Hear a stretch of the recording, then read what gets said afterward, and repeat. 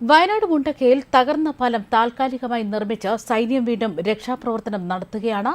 Madras military engineering സംഘമാണ് 330 അടി നീളത്തിലുള്ള താൽക്കാലികമായ പാലം ഇപ്പോൾ പണിതിരിക്കുന്നതും ഇതോടെ ഒറ്റപ്പെട്ട് കിടക്കുന്ന പ്രദേശങ്ങളിലേക്ക് ദൗത്യസംഘത്തിന് എത്തിപ്പെടാൻ സാധിച്ചിരിക്കുകയാണ്. പാലം നിർമ്മിക്കുന്നതുവരെ സൈന്യം വടംകെട്ടിയായിരുന്നു രക്ഷാപ്രവർത്തനമൊക്കെ നടത്തിയിരുന്നത്.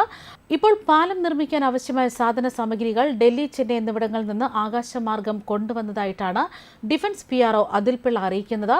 അതുമാത്രമല്ല, വ്യോമസേനയുടെ ഹെലികോപ്റ്റർ വയനാട് ദുരന്തഭൂമിയിൽ പറന്നിറങ്ങി. മുണ്ടക്കയിൽ നിന്നും തകർന്ന പാലത്തിനരികെ അതീവ ശ്രദ്ധയോടെയാണ് വ്യോമസേനയുടെ ഹെലികോപ്റ്റർ ലാൻഡ് ചെയ്തത്. പരിക്കേറ്റവരെയും വയോധികരെയും കുട്ടികളെയും ഹെലികോപ്റ്ററിൽ കയറ്റി സുരക്ഷിത സ്ഥലങ്ങളിലേക്കാണ് ഇവർ മാറ്റിയത്. രാവിലെ മുതൽക്ക് കാലാവസ്ഥയൊക്കെ പ്രതികൂലമായതിനാൽ തന്നെ വ്യോമസേനയുടെ ഹെലികോപ്റ്ററിന് ദുരന്ത ഭൂമിയിലേക്ക് എത്താൻ സാധിച്ചിരുന്നില്ല.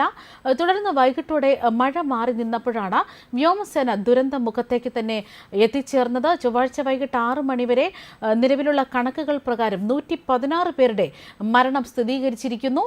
വയനാട് മുണ്ടക്കൈ ദുരന്ത മുഖത്ത് വ്യോമസേനയുടെ ഹെലികോപ്റ്ററാണ് പറന്നിറങ്ങിയത്. ഇവിടെ കുടുങ്ങിക്കിടന്ന ജനങ്ങളെ എയർലിഫ്റ്റിംഗ് നടത്തി പുറത്തെത്തിക്കാനാണ് ശ്രമം നടക്കുന്നതും. നിലവിൽ 45 ക്യാമ്പുകളും ജില്ലയിൽ സജ്ജമാക്കിയിരിക്കുകയാണ്. ഒറ്റപ്പെട്ടുപോയ ആയിരക്കണക്കിന് ആളുകളെ പുറത്തെത്തിക്കാനായി സൈന്യം താൽക്കാലിക പാലമാണ് ഒരുക്കിയത്. ഇവിടെ നേരത്തെ ഉണ്ടായിരുന്ന പാലം അപ്പാടെ ഒലിച്ച് തകർന്നു പോയിരിക്കുകയാണ്. ഇതിന് പിന്നാലെയാണ് ഇപ്പോൾ താൽക്കാലികമായ പാലം നിർമ്മിച്ചിരിക്കുന്നത്. ഇതിലൂടെ കൂടുതൽ ആളുകളെ രക്ഷപ്പെടുത്താനാണ് നീക്കം നടത്തുന്നതും. അതായത് കേരളം ഇതുവരെ കണ്ടതിൽ വെച്ച് അതീവ ദാരുണമായ ദുരന്തമാണ് വയനാട് ചൂരൽമലയിൽ ഉണ്ടായതെന്നാണ് മുഖ്യമന്ത്രി പിണറായി വിജയൻ വ്യക്തമാക്കുന്നത്. അതായത് ജീവൻ നഷ്ടപ്പെട്ടവർക്ക് ആദരാഞ്ജലികൾ അർപ്പിച്ചുകൊണ്ടാണ് അദ്ദേഹം ഇത്തരം കാര്യം വെളിപ്പെടുത്തിയതും. തിരുവനന്തപുരത്ത് വാർത്താ സമ്മേളനത്തിലാണ് ഇക്കാര്യങ്ങൾ അദ്ദേഹം വ്യക്തമാക്കിയത്. അതായത് ഇക്കഴിഞ്ഞ ദിവസം രാത്രി ഉറങ്ങാൻ കിടന്നവരാണ് ഈ ദുരന്തത്തിൽ പെട്ടിരിക്കുന്നത്. സൈന്യം മുണ്ടക്കൈ മാർക്കറ്റിൽ എത്തിയിരുന്നു. രക്ഷാപ്രവർത്തനം അവിടെ തുടരുകയാണെന്ന് തന്നെ മുഖ്യമന്ത്രി അറിയിക്കുകയായിരുന്നു. മാത്രമല്ല, പ്രധാനമന്ത്രി നരേന്ദ്രമോദി, പ്രതിപക്ഷ നേതാവ് രാഹുൽ ഗാന്ധി, അമിത്ഷാ, തമിഴ്നാട് മുഖ്യമന്ത്രി MK Stalin, Bengal governor CV Anand Bose എന്നിവരൊക്കെ തന്നെ വിളിച്ച് സഹായം വാഗ്ദാനം ചെയ്തിരിക്കുകയാണ്. കേരളത്തിലെ പ്രതിപക്ഷ നേതാവ്, പ്രതിപക്ഷവും ഉപനേതാവും മുൻ പ്രതിപക്ഷ നേതാവും ഒക്കെ ഒരുമിച്ച് നീങ്ങാനുള്ള തീരുമാനം അറിയിച്ചിരിക്കുന്നു. 5 മന്ത്രിമാർ വയനാട്ടിൽ പ്രവർത്തനം ഏകോപിപ്പിക്കുകയാണ്. സൈന്യത്തിന്റെ സഹായമടക്കം സാധ്യമായി എല്ലാം ഒരുക്കിയിരിക്കുന്നു. രക്ഷാപ്രവർത്തനം ഇപ്പോഴും പുരോഗമിച്ചുകൊണ്ടിരിക്കുകയാണ്. സേനാ വിഭാഗങ്ങൾ സഹായിക്കുകയാണ്. പരമാവധി ജീവൻ രക്ഷിക്കാനും പരിക്കേറ്റവർക്ക് മികച്ച ചികിത്സ ഉറപ്പാക്കാനും ശ്രമിക്കുന്നുണ്ട്.